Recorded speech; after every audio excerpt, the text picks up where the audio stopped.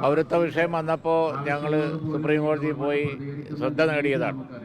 അതേപോലെ തന്നെ വർഗീയ ലഹളകളും ഇങ്ങനെയുള്ള പ്രശ്നങ്ങളൊക്കെ ഉണ്ടാകുമ്പോൾ ഞങ്ങൾ ശക്തമായി ഇടപെടാനുള്ള ലീഗൽ സംവിധാനം ഞങ്ങൾക്കുണ്ട്.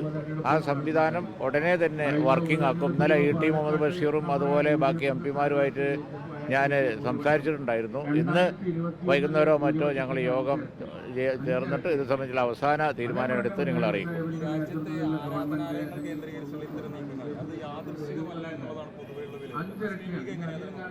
യാദൃശികമല്ല, ഒട്ടാകെ കലാപം അയച്ചുവിടാനുള്ള പരിപാടിയാണ്. 1000 വർഷം 2000 വർഷം മുമ്പ് ഉള്ള കാര്യങ്ങളൊക്കെ പറഞ്ഞിട്ട് ഓരോ പള്ളി ആരാധനാലയങ്ങളിലും ചെന്ന് അവിടെയൊക്കെ കുഴിച്ചു നോക്കുന്ന ഈ പരിപാടി നല്ലതിനല്ല. കുഴിച്ചു നോക്കുക എന്നുള്ളത് പ്ലാൻഡായിട്ട് ചെയ്യുന്നതാണ്. രാഷ്ട്രീയമാണ് അതിൻ്റെ പിന്നിൽ.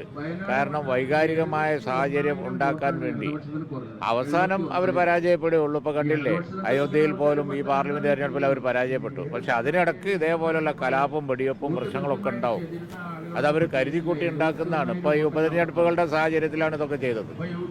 വർഗീയമായ ഒരു അറ്റ്മോസ്ഫിയർ നിലനിർത്തുക എന്നുള്ളത് ആവശ്യമാണ്. അതിന് ഏറ്റവും വലിയ ഒരായുധമാണ് ഈ പറഞ്ഞ പോലെ ആരാധനാലയങ്ങളുടെ നേരെ തിരിയൽ. അതാണ് അവർ ചെയ്തുകൊണ്ടിരിക്കുന്നത്. ഇത് ലോകം ശ്രദ്ധിക്കുന്നുണ്ട്. വളരെ മോശമാണ് നമ്മൾക്ക്.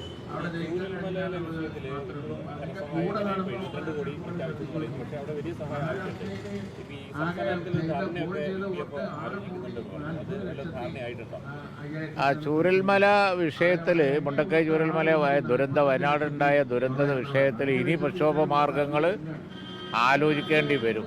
കേന്ദ്ര സംസ്ഥാന ഗവൺമെൻറ്റുകൾ അലംഭാവം തുടർന്നാൽ പ്രക്ഷോഭ മാർഗങ്ങൾ ആലോചിക്കേണ്ടി വരും.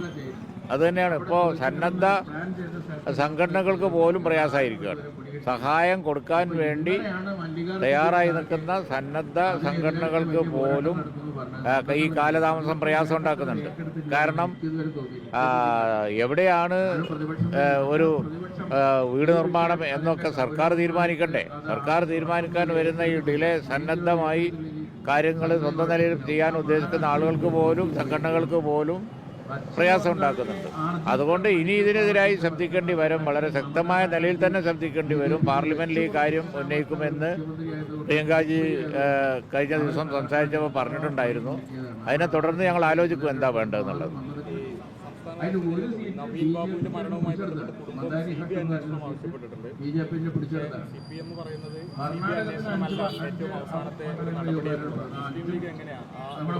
ഇതുപോലുള്ള ഒരു വൈകാരികമായ സാഹചര്യം നിലനിൽക്കുമ്പോൾ ആ നവീൻ ബാബുവിൻ്റെ കുടുംബം അത് ആവശ്യപ്പെട്ടാൽ അത് അനുവദിച്ചു കൊടുക്കുക എന്നുള്ളതായിരുന്നു മര്യാദ. ആ കാര്യത്തിൽ യാതൊരു സംശയവുമില്ല. കുടുംബത്തിന് ഈ കാര്യത്തിൽ ഒരു CBI എൻക്വയറി വേണം എന്നുള്ള അഭിപ്രായമുണ്ടെങ്കിൽ അവിടെ നമ്മൾ അത് അനുവദിച്ചു കൊടുക്കുക എന്നുള്ളതായിരുന്നു മര്യാദ. നമ്മൾ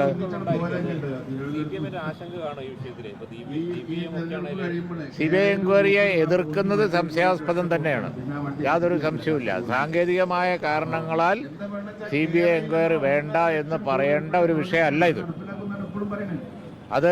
അതുകൊണ്ടാണ് അവർ പൊതു താല്പര്യം വെച്ച് ഹൈക്കോടതിയിൽ പോയിരിക്കുന്നത്. ഈ കാര്യത്തിൽ കോടതിയുടെ തീരുമാനം ഉണ്ടാവും എന്ന് നമുക്ക് കരുതാം. കാരണം എന്താ വെച്ചാൽ അവിടെ കൊല്ലപ്പെട്ട കുടുംബത്തിൻ്റെ ആവശ്യത്തിനാണ് മുൻഗണന കൊടുക്കേണ്ടിയിരുന്നത്. യാതൊരു സംശയവും ആ കാര്യത്തില്ല. അത് അനുവദിക്കാത്തത് അങ്ങേയറ്റം സംശയാസ്പദം തന്നെയാണ്.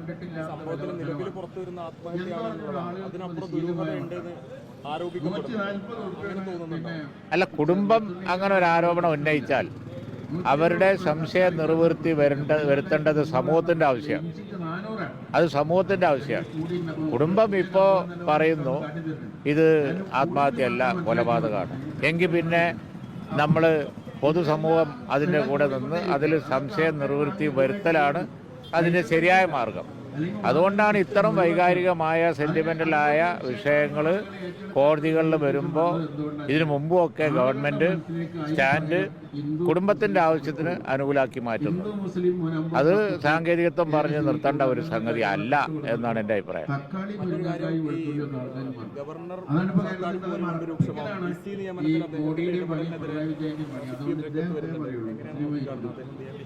യൂണിവേഴ്സിറ്റി ഭരണത്തിൽ ഈ കേരള ഗവൺമെൻറ്റിൻ്റെ ഇപ്പോഴത്തെ യൂണിവേഴ്സിറ്റി ഭരണങ്ങളിൽ ഓരോ യൂണിവേഴ്സിറ്റിയിലെ കാര്യത്തിലും ഞങ്ങൾക്ക് അഭിപ്രായ വ്യത്യാസമുണ്ട്.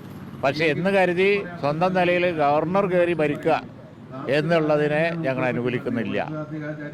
ഏത് ഗവൺമെൻറ് ആണെങ്കിലും തിരഞ്ഞെടുക്കപ്പെട്ട ഗവൺമെൻറ് അഡ്വൈസിലെ ഗവർണർമാർ പ്രവർത്തിക്കാൻ പാടുള്ളൂ. ആ കാര്യത്തിൽ ഞങ്ങൾക്ക് ഉറച്ച ഒരു നിലപാടുണ്ട്. യൂണിവേഴ്സിറ്റി ഭരണത്തിൽ കേരള ഗവൺമെൻറ്റിൻ്റെ കാര്യത്തിൽ എതിരായി സമരം നടത്തുന്നവരാണ് ഞങ്ങൾ. പല അഭിപ്രായ വ്യത്യാസങ്ങളും ഉണ്ട്.